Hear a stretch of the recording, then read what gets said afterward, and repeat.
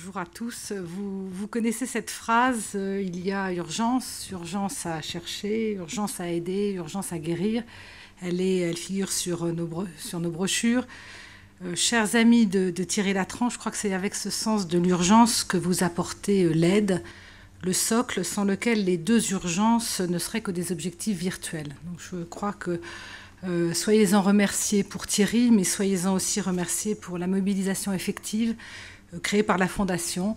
Et pendant cette année, il s'est passé beaucoup de choses, donc je voudrais partager avec vous très rapidement quelques aspects significatifs. On va bien sûr commencer par les malades, parce que ce sont eux qui réunissent donateurs et chercheurs. Et je pense que c'est important que vous sachiez que notre initiative retient l'attention, donne espoir. Et vous avez ici quelques verbatims de patients qui, je crois, nous donnent à tous l'élan pour poursuivre notre combat.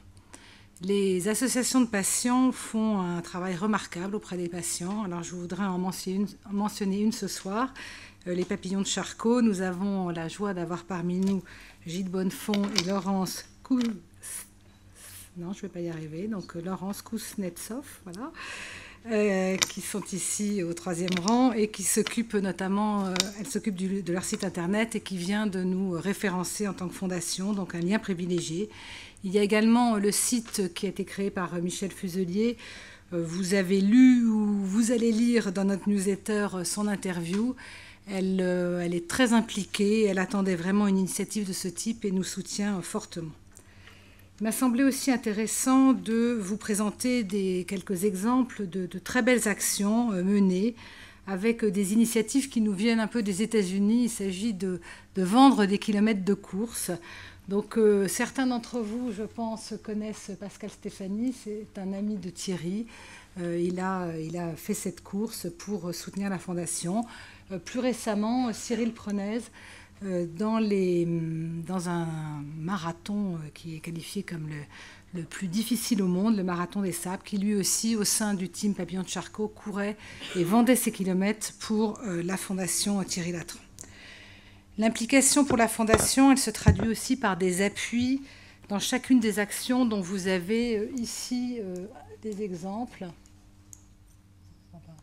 Voilà, et je voulais vous dire que aucune de ces actions ne pourrait être menée sans la compétence, le temps, la générosité des personnes qui sont maintenant tellement nombreuses autour de la Fondation que je ne peux les citer sans risquer de vous endormir.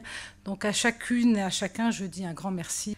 Nous avons l'intention de développer notre présence sur le net et première étape, c'est la refonte de notre site tel que vous le voyez là.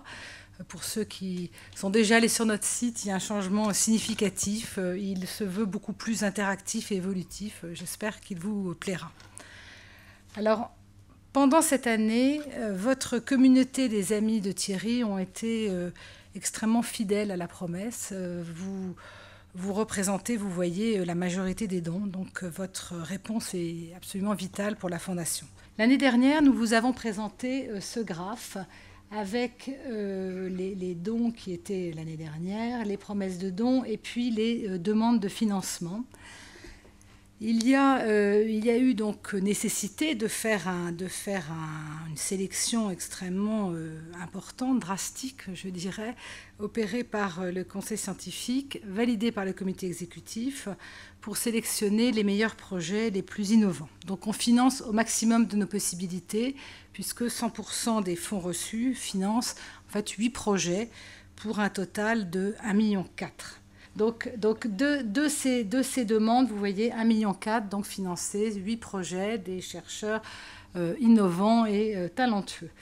Le montant des dons aujourd'hui, vous voyez, a progressé de façon significative et vous voyez ici le montant, donc le deuxième appel à projet qui est en cours et donc le montant qui est finalement demandé, qui est plus ou moins identique à celui de l'année dernière. Donc de nouveau, il va falloir faire une sélection drastique. Deux grandes thématiques pour ce deuxième appel à projet, une thématique générale et une focalisée sur les cellules souches. Et voici la répartition par pays pour le général. Donc, je crois que c'est intéressant de bien noter qu'on a bien une représentation européenne. Et puis, voilà les pays pour les cellules souches, on voit que la France est peut-être un peu plus en retrait sur cette thématique. Alors pour terminer, Thierry vous a parlé de la réunion scientifique. Donc il y avait, comme c'est extrêmement sélectif, donc il y a 8 équipes, ils étaient 1 ou 2 par équipe. Donc vous avez là l'ensemble des chercheurs financés qui ont présenté et discuté leurs travaux en présence du conseil scientifique. Une des meilleures réunions et de travail, d'échange de la vie de tous. Merci de votre attention.